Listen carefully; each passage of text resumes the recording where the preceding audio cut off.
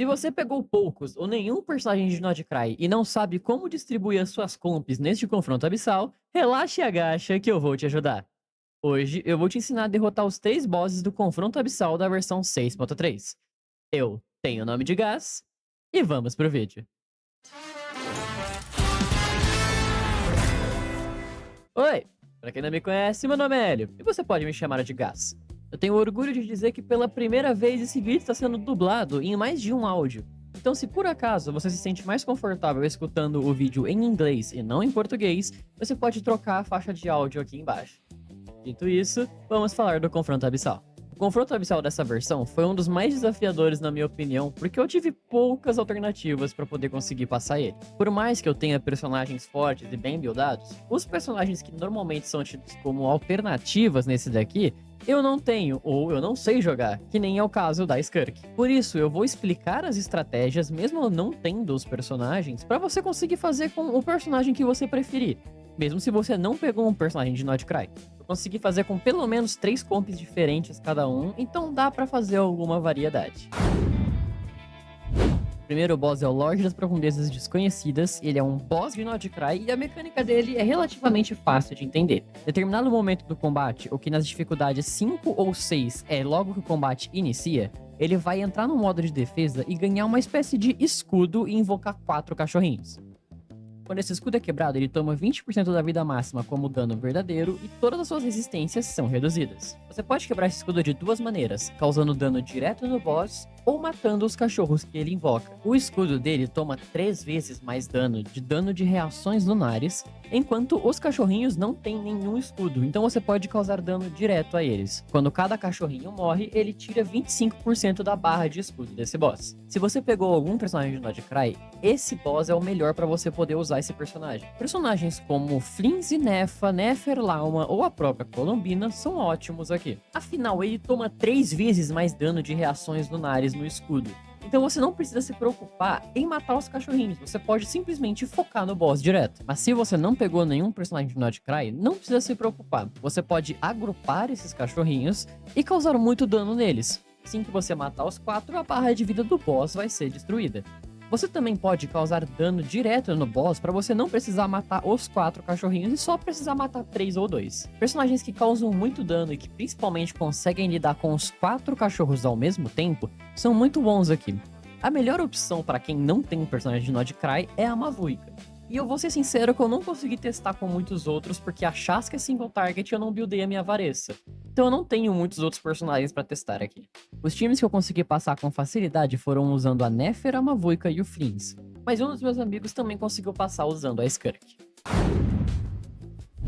O segundo boss é o Tropa de Choque Lâmina Veterana, ou como eu gosto de chamar, o Raskolnikov, porque é o nome da lenda local. A mecânica do Raskolnikov é que depois de um certo tempo, ou imediatamente ao entrar no combate, ele vai gerar um escudo de 3 camadas em volta dele. Esse escudo gera uma proteção que você pode ver embaixo da barra de vida dele.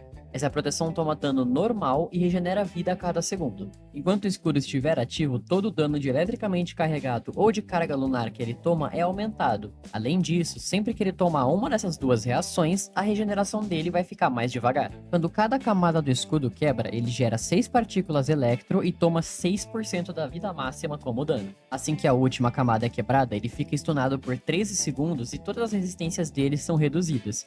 Mesmo depois dele se recuperar, a resistência electro dele permanece reduzida. Você tem 30 segundos para quebrar o escudo e se você não fizer isso, ele vai começar a invocar raios sucessivamente até todos os seus personagens morrerem. Por mais que esse boss seja uma absoluta propaganda para Inefa, para Colombina e pro Flinz, não necessariamente você precisa usar esses personagens e não necessariamente você precisa usar personagens electro. Esse boss é o boss mais brute forçável dessa versão. Então se você tem um personagem que causa um alto dano por segundo, você pode usar ele contra o Raskolnikov. Você também pode trazer um main DPS Hydro e Electro com um sub DPS ou Hydro ou Electro, dependendo do personagem que você pegou. A questão é que você precisa levar um personagem Hydro ou Electro para poder fazer isso com mais facilidade. Afinal, o escudo dele vai ficar regenerando a menos que você cause eletricamente carregado ou carga lunar. Então em uma das minhas tentativas eu levei a Varessa como DPS e a Furina como sub DPS. Esse boss normalmente não pode tomar nenhum controle de grupo, mas ênfase que eu disse normalmente. pouco antes dele entrar na fase de escudo dele, ele fica suscetível a tomar controle de grupo. E se ele pode tomar controle de grupo, isso quer dizer...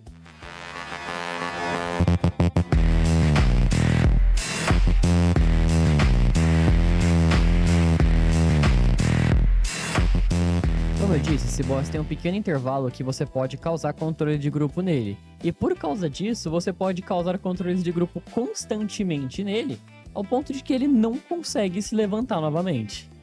Usando essa estratégia, você pode novamente prender ele em estruturas gel, fazendo com que ele tome dano verdadeiro na porcentagem da vida. Se você quiser fazer essa estratégia, aqui vai um pequeno guia. Você vai esperar as partículas amarelas da arma dele desaparecerem para dar o E da Jean.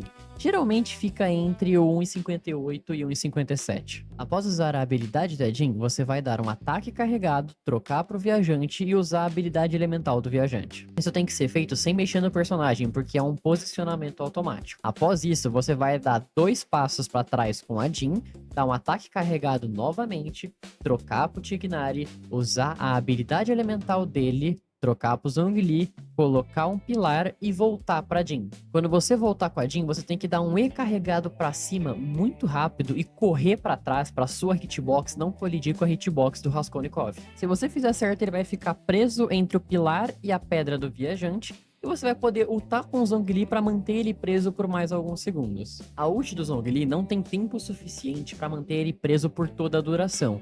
Então você pode ou usar o E da Jean novamente para derrubar ele no chão e fazer ele terminar de tomar os stacks, ou você pode ficar dando controle de grupo no Raskolnikov para impedir que ele entre no modo de defesa e tentar novamente. Como os posicionamentos são feitos usando somente habilidades e ataques carregados, você não precisa se preocupar tanto com o alinhamento perfeito.